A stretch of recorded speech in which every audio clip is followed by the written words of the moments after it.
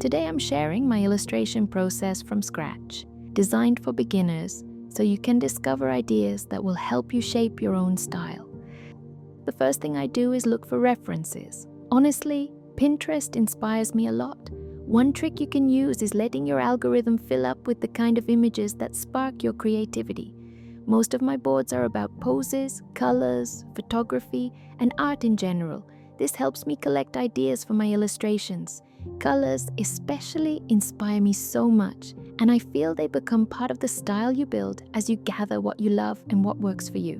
When I already have a clear pose or reference, I move on to paper.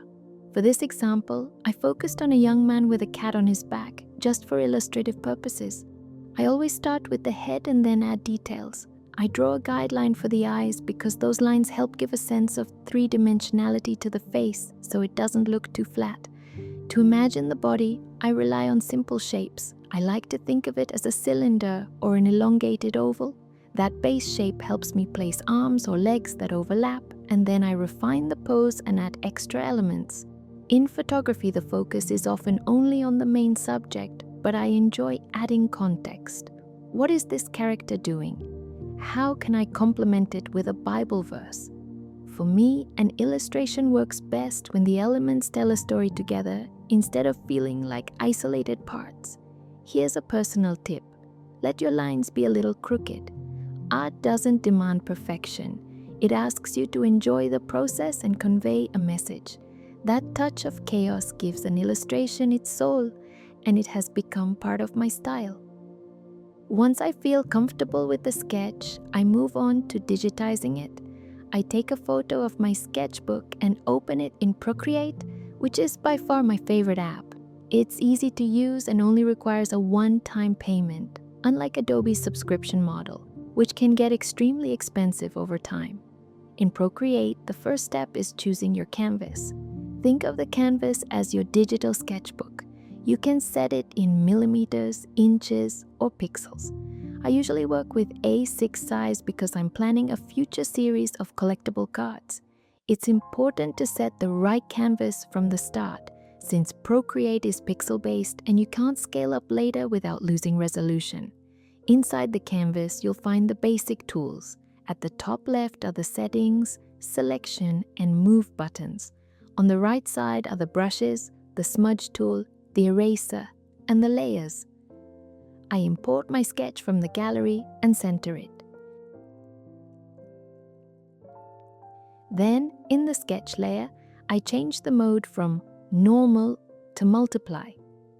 This makes the sketch work like a transparent sheet, so you can draw underneath it.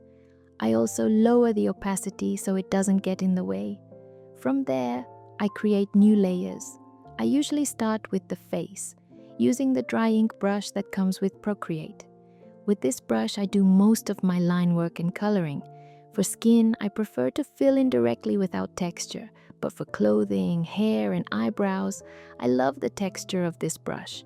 I also use clipping masks to keep color within the edges, and I enjoy adding some shading to the face.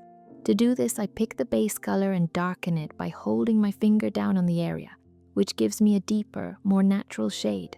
That way, I can also use it for small details. I try to enjoy every step of the process. One thing to keep in mind in Procreate is that the eraser works just like a brush. You can choose the same brush you used for drawing, and it gives the erasing a much smoother look. I like to include little details, like straight lines in the beard. But honestly, most of the time in art, we're not trying to replicate reality exactly. That's what cameras are for, with their perfect fidelity. Art, on the other hand, is about our interpretation of the world. That's why I don't aim for things to look too perfect. I also tend to choose colors on the go. Sometimes I follow my reference images, other times I just play with different combinations, and over time you start to notice which colors work well together, and little by little you build your own palettes. That's really what style is. It's deciding how you like to represent things. How do you draw eyes, noses, mouths? How do you capture animals? Do you prefer perfect, clean lines or slightly crooked ones? Bright, vibrant colors or softer, muted ones? Your style is built piece by piece from what's already in your mind. At first I thought I would make this a step-by-step tutorial, but honestly, more than that, what I want you to see is that behind every piece of art, there's a process. There's enjoyment, there are choices, and above all, that's what really matters.